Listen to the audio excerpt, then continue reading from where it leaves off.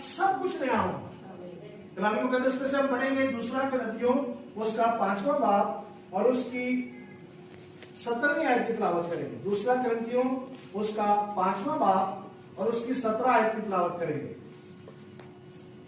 इसलिए अगर कोई मसीह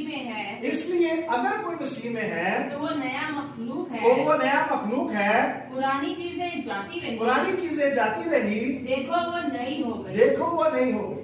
आमीन। हम खुदा की शुक्रगुजारी करते हैं। खुदा का बंदा पौलुस रसूल साफ तौर पे फरमा रहा है कि अगर कोई किसमें है, मसीह में होना हमें बहुत जरूरी है। मसीह में कायम रहना हमारे लिए बहुत जरूरी है।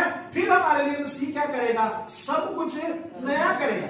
दूसरा पॉइंट क्या है कि जब हम मसीह में होंगे तो सब कुछ हमारे लिए नया हो जाएगा। और जब हम मसीह में कायम रहते हैं तो हमारे लिए हर चीज खुदा क्या करता है? मुहैया करता है। हालेलुया।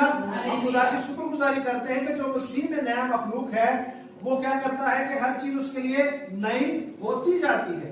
हमें पुराने माजी के गुनाहों को हमेशा भूलना चाहिए। क्या करना चाहिए?